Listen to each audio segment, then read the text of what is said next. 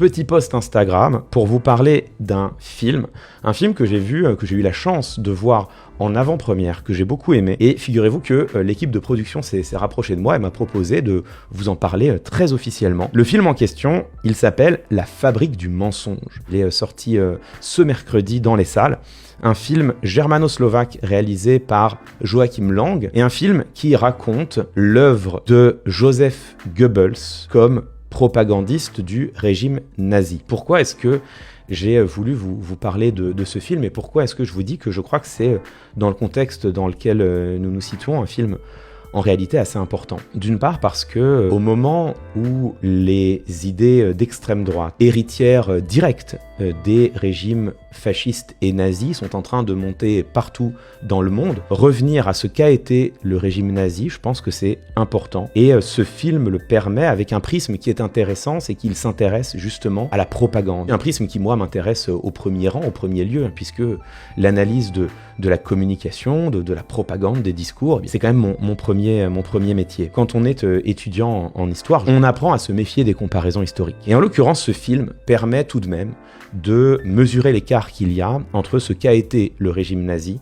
et ce que nous connaissons aujourd'hui dans nos démocraties occidentales, dans les régimes occidentaux. On voit combien est-ce que le régime nazi a pu abolir le pluralisme dans la presse, exercer un contrôle direct sur les titres de presse, jusqu'à voir dans ce film, et c'est très frappant, Joseph Goebbels dicter la vérité qu'il s'agissait de relayer à la presse directement. Par ces aspects-là, on mesure encore, et c'est heureux, je pense qu'on peut s'en féliciter, l'écart qu'il y a entre ce que nous vivons aujourd'hui, même dans les prolongements les plus pessimistes que l'on peut imaginer aux États-Unis notamment, on mesure l'écart entre ce que nous vivons aujourd'hui et ce qu'a été l'expérience totalitaire dans l'Allemagne nazie. Pour autant, il y a bien sûr des parallèles qui peuvent être faits. Premièrement, je vous disais, le pluralisme médiatique aujourd'hui serait difficile à abolir, je le pense. Mais ça ne veut pas dire que le pluralisme des idées n'est pas en danger. Et c'est là où il faut quand même parler un instant de ce qui se passe justement aux États-Unis et du fait que l'accession d'Elon Musk au poste de numéro 2 du gouvernement américain n'a absolument rien d'anodin. On imagine mal de voir l'Internet tout entier, les médias alternatifs sur le web, être directement contrôlés par un État et ne plus pouvoir publier ce qu'ils veulent en ligne. En ligne et sur les réseaux. Donc ça, ce serait quand même une grosse marche à passer, je pense, dans des régimes comme la France ou même les États-Unis. Cela étant, à quoi bon empêcher qu'une pensée dissidente ne soit éditée quand tu peux tout simplement t'arranger pour qu'elle ne soit pas lue? Et c'est là où quand même, il y a un parallèle auquel il faut faire attention, je crois, aujourd'hui, parce que si on imaginerait difficilement un Elon Musk pouvoir dicter à tous les journalistes américains ce qu'ils vont imprimer. On n'a absolument aucun mal à imaginer un Elon Musk qui bidouille l'algorithme de son réseau X de manière à ce que ne soient relayées que les informations qui lui conviennent. On a d'autant moins de mal à l'imaginer que c'est exactement ce qui se passe aujourd'hui, ça a été déjà amplement documenté. Je pense que ce film contribue à éclairer le rôle absolument à la fois capital et délétère qui est en train de jouer Elon Musk pour la démocratie américaine, qu'il joue d'ailleurs ailleurs dans le monde, puisqu'il ne se contente pas de biaiser l'information des Américains. On a vu qu'il était en train d'influencer les élections allemandes en faveur de l'AfD,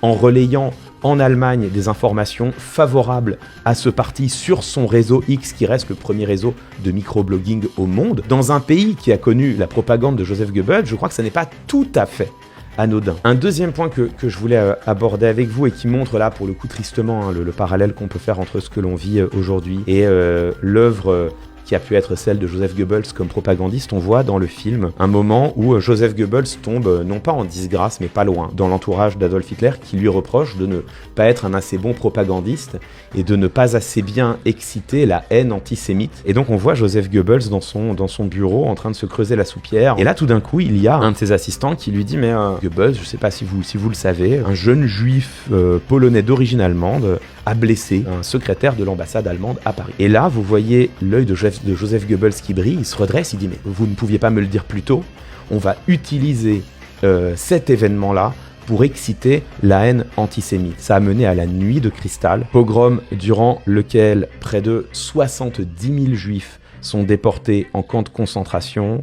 et plusieurs milliers de personnes meurent, plusieurs milliers de juifs et de juives meurent. Et le tout a été présenté évidemment ironiquement par le pouvoir nazi comme une réaction spontanée de la foule. Et on voit bien ici comment est-ce que cette réaction spontanée de la foule, elle est en réalité orchestrée en amont par une campagne de presse dirigée directement par Joseph Goebbels. Comment ne pas penser à la manière dont aujourd'hui est excitée la haine contre d'autres communautés en récupérant de la même manière des faits divers tout aussi dramatiques, mais des faits divers malgré tout, quand on a le président Trump qui disait « Les amis, une journée de violence ». Et ce serait terminé. On est dans l'évocation de quelque chose qui rappelle directement la nuit de cristal. Et voyez, même si, comme je vous le disais, il faut toujours être prudent dans ces parallèles historiques, l'histoire ne se répète jamais deux fois de la même manière, mais malgré tout, il faut être prudent et se souvenir des leçons que nous devons tirer de l'histoire, a fortiori quand, et je crois que ce film permet de l'éclairer, a fortiori quand on voit quand même des rhétoriques et des mécanismes de propagande se répéter avec autant de similitudes à 70 ans d'écart. Et voilà pourquoi j'avais à cœur de vous parler de ce film. Écoutez, c'est dans les salles de cinéma en ce moment. Voilà, moi ça m'a plu. Si ça vous plaît à vous, ce sera merveilleux.